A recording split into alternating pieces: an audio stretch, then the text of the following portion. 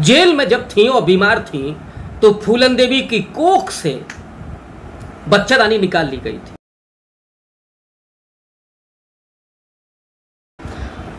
दोस्तों, आज फूलन देवी का शहादत दिवस है। 25 जुलाई 2001 को दिल्ली के अशोक करोड़ पर स्थित उनके सांसद आवास में शेर सिंह राणा नाम के शख्स ने फूलन देवी की हत्या कर दी थी। और वो शख्स जिसने फूलन देवी को अपना फैन बताया था और उसने ये भी कहा था कि वो उनकी एकलव्य सेना में भर्ती होना चाहता है। फूलन देवी ने खुशी खुशी उसे अपने हाथ से बनाई हुई खीर खिलाई। फूलन देवी को नहीं मालूम था कि जिसको वो खीर खिला रही हैं वही कुछ देर के बाद उनकी हत्या कर देगा। शेर सिंह राणा ने इसके बाद फूलन देवी की हत्या की वो याद दिलाता है कि गॉडसे ने जैसे गांधी जी के पैर छू करके उनकी हत्या की थी। ये एक प्रचलन है, ये एक पूरी परंपरा बन चुकी है। दोस्तों, फूलन देवी को आज एक बहुजन नायिका के रूप में पूरा हिंदुस्तान याद करता है। और हिंदुस्तान ही नहीं, फूलन देवी की मकबूलियत तो पूरी दुनिया में थी।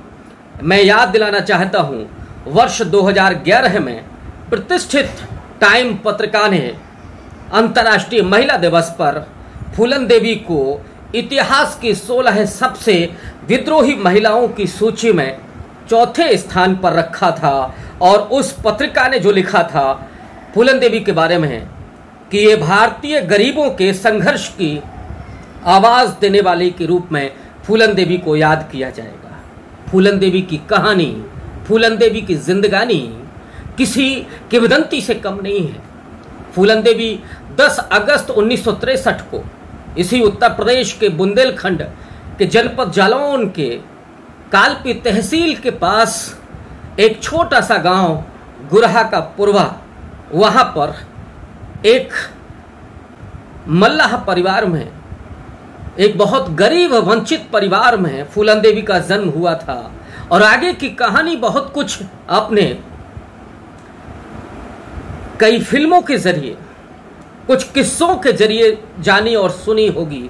शेखर कपूर ने बैंडिट क्वीन नाम से 1994 में एक बड़ी चर्चित फिल्म बनाई थी। उसके जरिए बहुत लोगों ने फूलन देवी को जाना था, उनके खास करके उनके बचपन को जाना था, उनके आगे की कि कैसे वो बैंडिट क्वीन के रूप में। हालांकि हम चंबल के बारे में जानते हैं, पान सिंह तोमर का वो डायलॉग आपको बहुत अच्छे से याद होगा कि चंबल में डकैत नहीं बागी होते हैं। फूलन देवी भी बागी थी, उस सामंतवाद और पितृसत्तात्मक सोच के खिलाफ जहां पर उनके साथ अन्याय और अत्याचार हुआ था। वो उनके विवाह से लेकर के जब 10-11 साल की अवस्था में एक 40 साल के अधेड़ के साथ उनका विवाह कर दिया जाता है और वो पति ही उनके साथ रेप करता है। और वहां से चल करके फूलन देवी की जो जिंदगी है, जहां बहमई कांड होता है, बहमई वही जगह है जहां पर ससुराल थी फूलन देवी की। फिर एक झूठे केस में फंसा करके प्रताड़ित किया जाता है और उसके बाद फूलन देवी ने डगर ले ली चंबल के बीहड़ों की।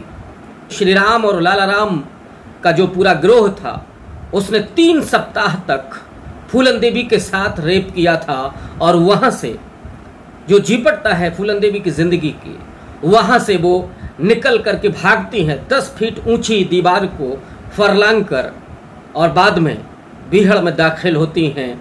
और फिर प्रतिशोध का समय आता है कि जहां उन दबंगों को फूलन देवी के साथ के लोग मौत के घाट उतारते हैं।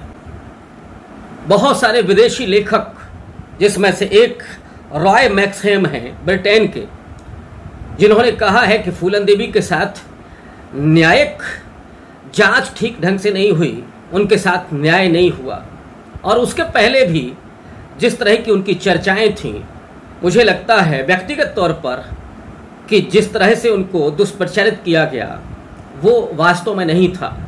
क्योंकि एक किस्सा तो मेरे अपने गांव का है, जहां पर 78-79 के आसपास अपने करीब 150 साथियों के साथ फूलन देवी शाम को 5 बजे गर्मियों में दाखिल होती हैं और वहां पर उन्होंने 20 लोगों का अपहरण भी किया था। लेकिन मजाल कि उन्होंने किसी को सताया भी हो। जो अपहरण से छूट करके आए वो यही किस्से सुनाते हैं कि फूलन देवी ने उनको बड़े प्यार से, बड़े स्नेह से रखा।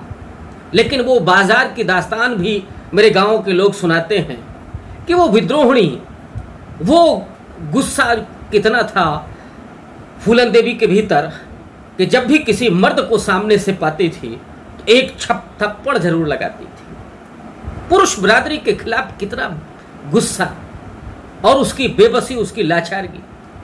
और उसी में यह भी था कि अगर कोई स्त्री अगर फूलन देवी के सामने आती थी तो उसे वो प्यार से दुलारती ही नहीं थी, बल्कि कुछ गहने, कुछ पैसे भी देती थी। और अगर छोटी बच्चियां हैं तो उनके पैर भी छूती थी। ये फूलन देवी का दिल है, फूलन देवी के भीतर की ममता और करुणा है। उसके बाद बहमई कांड, और बहमई कांड के बाद और फूलन देवी को जिस तरह से आतंक के पर्याय के रूप में देखा जा रहा था, ये दबाव पड़ता है खुद इंदिरा गांधी पर जो उस समय प्रधानमंत्री हैं, बीपी सिंह जो उत्तर प्रदेश के मुख्यमंत्री हैं जिन्होंने बहमई कांड के बाद इस्तीफा दिया, मध्य प्रदेश के मुख्यमंत्री हैं अर्जुन सिंह, और उसके बाद मनाने की शुरुआत हुई फूलन देवी को। और फूलन देवी ने अपनी शर्तों पर अर्जुन सिंह के सामने आत्मसमर्पण किया 1983 में। वहाँ से लेकर के 1993 तक 11 साल जेल में रहती हैं फूलन देवी बिना किसी मुकदमे के। और इसीलिए लेखक रॉय मैक्सहम कहते हैं कि फूलन देवी के साथ न्याय नहीं हुआ, न्यायिक प्रक्रिया का पालन नहीं हुआ। 1993 में मुलायम सिंह यादव ने फूलन देवी के खिलाफ जो भी केस थे उनको वापस लिया। मुलायम सिंह यादव, कांशीराम साहब, इन सब के प्रयत्न से जेल से छूटती हैं फूलन देवी 1994 में।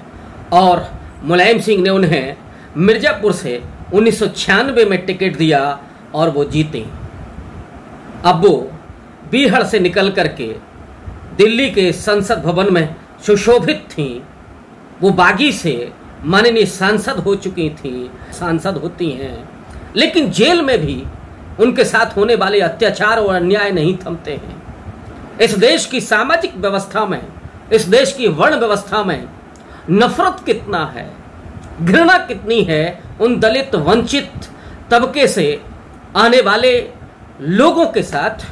और खास करके अगर वो सामंतवाद और पितृसत्ता के खिलाफ लड़ते हों तो उसके खिलाफ कितनी नफरत है लोगों में। जेल में जब थी और बीमार थी तो फूलन देवी की कोख से बच्चादानी निकाल ली गई थी। जेल में जब थी और बीमार थी तो फूलन देवी की कोख से बच्चादानी निकाल ली गई थी। और डॉक्टर ने यह कह करके अपने कार्य को ठीक ठहराया था कि इस कोख से अब कोई फूलन देवी जन्म नहीं लेगी। ये दुर्दांतता उनके साथ जेल में भी होती है। उसके बाद की कहानी कि जब सांसद चुनी जाती हैं, लेकिन इसी बीच में एक और घटनाक्रम आता है जिसको बहुत कम लोग याद करते हैं। एक ऐसी शख्सियत जिसे ऑस्ट्रेलिया से लेकर के और टाइम मैगजीन तक एक ऐसी विद्रोही स्त्री के रूप में रेखांकित करते हैं जो दलित वंचित समाज के पक्ष में खड़ी होती है, जो अपने खिलाफ होने वाले अन्याय और अत्याचार के खिलाफ खड़ी होती है, लड़ती है, संघर्ष करती है, जेल जाती है।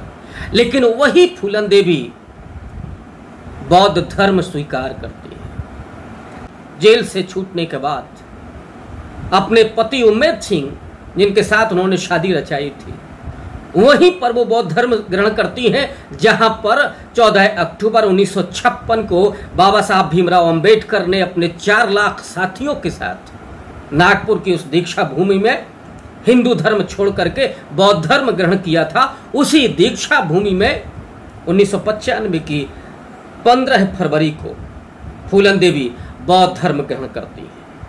वो फूलन देवी जिसे एक विद्रोही स्त्री के रूप में रेखांकित किया जाता है, उसके भीतर की जो करुणा है, उसके भीतर की जो ममता है, उसके भीतर का जो वात्सल्य है और मनुष्यता, वो जाती हैं विश्वगुरु महात्मा बुद्ध की शरण में, बौद्ध धर्म की शरण में।